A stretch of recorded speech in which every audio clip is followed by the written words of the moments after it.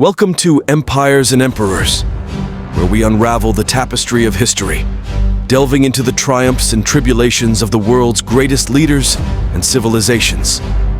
I'm your guide on this captivating journey through time. If you're passionate about the rise and fall of empires, the strategies of great leaders, and the echoes of bygone eras, you're in the right place. Subscribe now and join our community of history enthusiasts. Hit that like button if you're ready to embark on an immersive exploration. I'm thrilled to have you with us.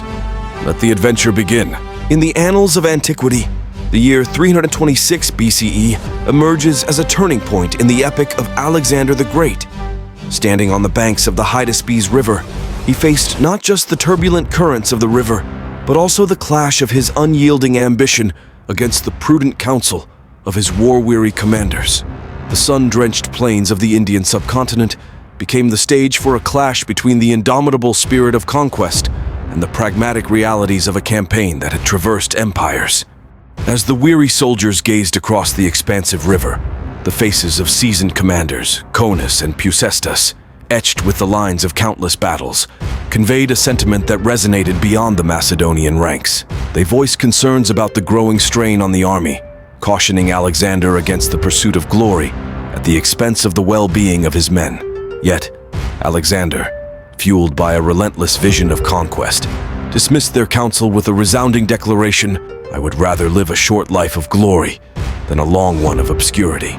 This clash, a microcosm of the broader campaign, foreshadowed the vulnerability that would soon weave its threads into the fabric of Alexander's once indomitable army.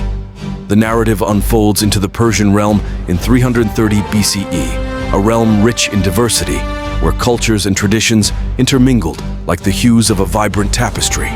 Alexander's failure lay not only in his military strategy, but in his reluctance to adapt to the complexities of this mosaic.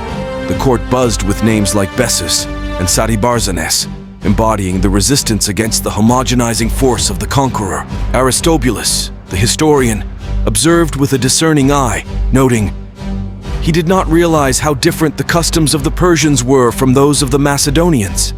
This cultural insensitivity became a fissure in the unity Alexander sought, sowing seeds of discord that would ripple through his empire.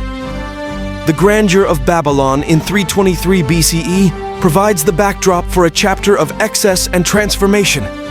The liberator, who once strode into conquered cities with a vision of unity, now found himself ensnared in the trappings of opulence.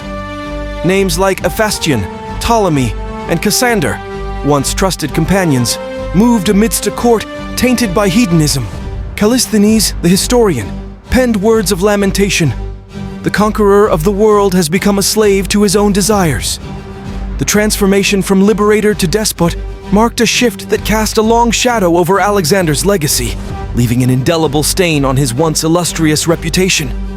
Into the vastness of India, the year 326 BCE unfolds as a crucible of endurance and resilience. The formidable Porus and the rushing Bessus River tested the mettle of the Macedonian forces. Conus and Nearchus, voices of reason among the weary, whispered concerns about the toll on the spirit of conquest.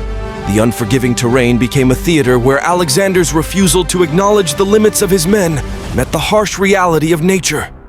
His declaration, "There are no limits, we will conquer until the world is at our feet," became a defining moment, a proclamation that echoed across time, capturing the essence of both his ambition and the toll it took on his army. The year 330 BCE transports us to the gates of Babylon, where the flames that consumed Persepolis mirrored the inner turmoil of a man possessed by an unquenchable fire. The decision to raise the Persian capital transcended mere military strategy. It was a symbolic act, a desire to erase the vestiges of history. Susa, Ekbatana, Pasargadae, names of once proud cities became embers in the wake of conquest, their stories lost to the relentless march of Alexander's ambition. Callisthenes, witnessing the destruction, penned solemn words. The conqueror's flame consumes both friend and foe alike, leaving only ashes in its wake. Betrayal, the silent assassin, cast its long shadow into the narrative in 323 BCE, becoming a specter haunting the corridors of power. Trusted companions, including Clitus the Black, fell victim to paranoia, and Callisthenes, accused of conspiracy, met a tragic end. The murmur of a poisoned chalice and the sting of betrayal stained the conqueror's legacy with the bitter ink of mistrust. In the court, where camaraderie once flourished, Aristotle's words, "Friendship is essentially a partnership," became a distant echo as alliances crumbled, leaving behind the bitter taste of treachery. In the twilight of his conquests, around 323 BCE, the empire Alexander built teetered on fragile foundations. The absence of a clear succession plan birthed a power vacuum, inviting chaos to feast on the remnants of an unraveled dream. The names of Diadochi, Ptolemy, Seleucus, Antigonus resonated as symbols of the struggle for power as the Hellenistic world stood on the precipice of transformation. Arrian, the historian, lamented, "The great empire, once united by conquest, now faces disintegration as the Diadochi vie for supremacy." As the pages of history turn, the mistakes of Alexander the Great emerge as cautionary tales, etched in the annals of time.